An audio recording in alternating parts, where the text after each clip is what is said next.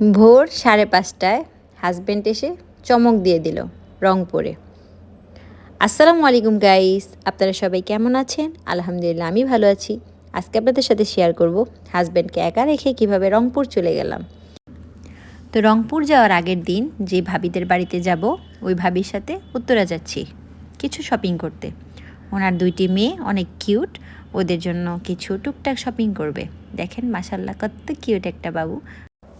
ওর নাম হচ্ছে লাবিবা, বাট ওকে ডাকতে হয় ছোট লামিয়া বলে, কারণ ওর বড় বোনের নাম বড় লামিয়া, ওর নাম নাকি ছোট লামিয়া।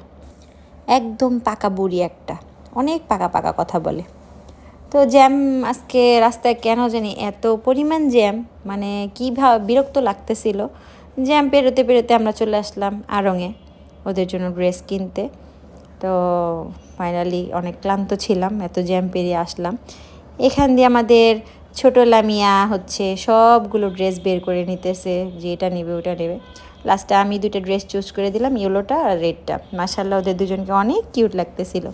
তো অনেকক্ষণ ঘোরাঘুরি পরে আমরা চলে গেলাম হচ্ছে রাজলক্ষ্মীতে। ওখানে ওর আম্মু কিছু ড্রেস কেনাকাটা করে, চুড়ি কেনাকাটা করে। তো নেক্সট দিন আমরা বৃহস্পতিবার রংপুরের উদ্দেশ্যে রওনা দিতেছি। ব্যাগ প্যাকিং করা শেষ, আমরা 3টার দিকে বেরিয়ে যাব। তো আমরা মা ছেলেরা একটু ছবি টবি তুললাম, রওনা দিব কিছুক্ষণ পরে।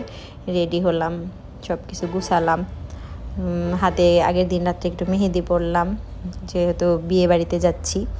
ওনার হচ্ছে ভাগ্নির বিয়ে, আমার হাজব্যান্ডের ফ্রেন্ডের ভাস্তির বিয়ে আর কি। ফাইনালি আমরা একা একাই রওনা দিলাম। মানে আমার হাজব্যান্ডটা পরে আসবে, পরের গাড়িতে। তো আমরা একা একাই চলে গেলাম।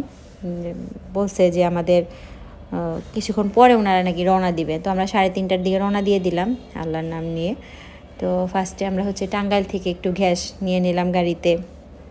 এখানে বাচ্চারা একটু রেস্ট করলো, অনেক মানে একটু জ্যাম ছিল হালকা পাতলা। তো গুড়ি গুড়ি বৃষ্টিও পড়তেছিল বাইরে। আমরা যখন যমুনা সেতুর কাছাকাছি প্রায় এসে পড়ি, তখন একটু বৃষ্টিটা বন্ধ হয়েছিল। হঠাৎ করে বৃষ্টিতে পড়বো ভাবতে পারি নাই। তো মনটাও একটু খারাপ ছিল, কারণ হাজব্যান্ডকে ছাড়া এত দূর একা একা যাচ্ছি। তো ওদের 2 ভাইকে একসাথে দিছি বসার জন্য, আর ছোটো লামিয়া আর বড় লামিয়াকে নিয়ে আমরা পিছনে বসেছিলাম। তো ওই ভাবিও একা, আমিও একা, দুজনে 2-4টা বাচ্চা নিয়ে একা একা চলে যেতেছি রংপুরে। এত দূর জার্নি, অনেক খারাপ লাগতেছিল, ভয় ভয়ও লাগতেছিল। আর আমাদের একটা মানে আমাদেরই গাড়ি ছিল, বাট একটা অপরিচিত ড্রাইভার ছিল, তো এই জন্য একটু টেনশন কাজ করতেছিল যে কিভাবে যাই। তো ফাইনালি আমরা প্রায় সন্ধ্যার কাছাকাছি মাগরিব আজানের টাইমে যমুনা সেতুতে এসে পড়ি। এখানে টোল দিয়ে যমুনা সেতুর উপরে যখন উঠি, তখন আবারও গুড়ি গুড়ি বৃষ্টি শুরু হয়। আস্তে আস্তে পথ পেরোতে থাকি। তো বারবার হাজব্যান্ডকেও ফোন দিতে থাকি যে ওনারা কত দূর, বাট ওনারা আসার কোনো নামগন্ধই নেই। বারবার বলতেছে যে হ্যাঁ আসতেছি আসতেছি, বাট ওনারা এখনও রওনা দেয় নাই। তো পরে বলছি যা রাগ করে আর ফোনই দিব না, আমরা একা একাই চলে যেতেছি। যেহেতু যমুনা সেতু পার হয়ে গেছি, রংপুর যেতে তো আর বেশি টাইম লাগবে না। তো আমরা হচ্ছে বাচ্চাদের অনেক ক্ষুধা লাগতেছিল। পরে আমরা হচ্ছে হোটেল নাবিলে আসি। হোটেল নাবিল আমরা ইন্ডিয়া যখন গেছিলাম, তখন আমরা এখানে খাওয়া দাওয়া করছিলাম। হোটেল নাবিল রেস্টুরেন্টের খাবারের মানও অনেক ভালো, বাচ্চারা অনেক মজা করে এখানে। ওদের খাবারের কোয়ালিটি অনেক ভালো, বাট বাচ্চারা বিরিয়ানি খাওয়া মানে বাইরে বেরোলে বিরিয়ানি খেতে চায়, বিশেষ করে ভাবির বাচ্চা 2টা। ওরা বিরিয়ানি খুব পছন্দ করে, বাট নাবিলে বা গুড ফুড ভিলেজে এইসব টাইমে বিরিয়ানি ওনারা রাখে না, জানি না কেন রাখে না।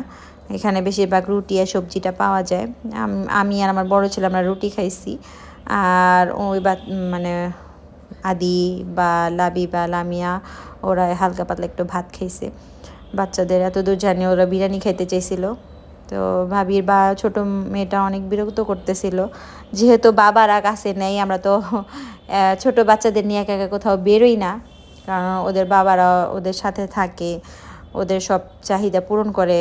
মানে ওরা মাদেরকে এত পরিমাণ ভয় পায়, মনে করেন কোনো কিছুই মুখ ফুটে চাইতেছিল না। তো এই জিনিসটা অনেক খারাপ লাগতেছিল। তো আমাদের খাওয়া দাওয়া শেষে সবাই মিলে একটু ভিডিও করে রাখলাম, যে ভবিষ্যৎ মানে এই দিনটা তার কখনো ফিরে আসবে না, কিছু স্মৃতি রেখে দিলাম। তারপর আমরা অনেকক্ষণ পরে বগুড়া পৌঁছে যাই। বগুড়া যেয়ে আমরা আবার গাড়িতে গ্যাস নিই, গ্যাস বা তেল ভরি, পরে একটু দাঁড়ায় মারায় নেই। বেশি হরানি লাগে নাই, জাস্ট খারাপ লাগতেছিল যে 4টা বাচ্চা একসাথে, আমরা 2টা মেয়ে মানুষ, আস্তে আস্তে রাত প্রায় হয়ে যেতেছে। তো রংপুর পৌঁছতে পৌঁছতে আমাদের প্রায় 10:30 বেজে যায়। তো রাস্তাগুলো এত সুন্দর, রংপুর যাওয়ার রাস্তাগুলা মানে চোখ ধাঁধানোর মতো। তো ফাইনালি আমরা 10:10টার দিকে ওনাদের এলাকায় ঢুকে যাই। মোটামুটি অনেক ভালোই লাগছে, এলাকাটা অনেক সুন্দর। রাত্রের বেলা তো আর এত ভিউ পাচ্ছিলাম না, তো তারপরও আমরা ফাইনালি বাসায় চলে আসছি। ওনাদের বাসায় গেটে লেখা আছে মাহি তুলার মিল। তো বাচ্চারাও নেমে গেছে, অনেক ক্লান্ত ছিল, এত লং জার্নি, বাবা ছাড়া টেনশনে আসছি। তো এখানে আসার সাথে সাথে আমরা কিছুক্ষণ রেস্ট করলাম, পরে বাচ্চাদের সাথে খাওয়া দাওয়া করলাম, বাচ্চাদের খাওয়ালাম, আমরা খাওয়া দাওয়া করলাম। তারপরে যে মেয়েটার বিয়ে, যে ব্রাইড, এই যে মিষ্টি ব্রাইড, ওকে মেহেদি দেওয়া শুরু করে দিলাম। কালকে ওর বিয়ে, একদম ছোট্ট একটা বাচ্চা মেয়ের বিয়ে, ক্লাস মাত্র 9-এ পড়ে। তো গ্রাম অঞ্চলে ছোট ছোট মেয়েদেরকে বিয়ে দিয়ে দেওয়া হয়। তো রাত্রে আমরা অনেকক্ষণ মজা করি, আবার ওদের বাবাদেরও ফোন দিতেছিলাম যে এখনও রওনা দিছে কি না। ওরা নাকি এখন রওনা দিছে, জানি না আস্তে আস্তে কত রাত হবে। এইদিকে বাচ্চারাও খাওয়া দাওয়া করে ঘুমিয়ে পড়ছে।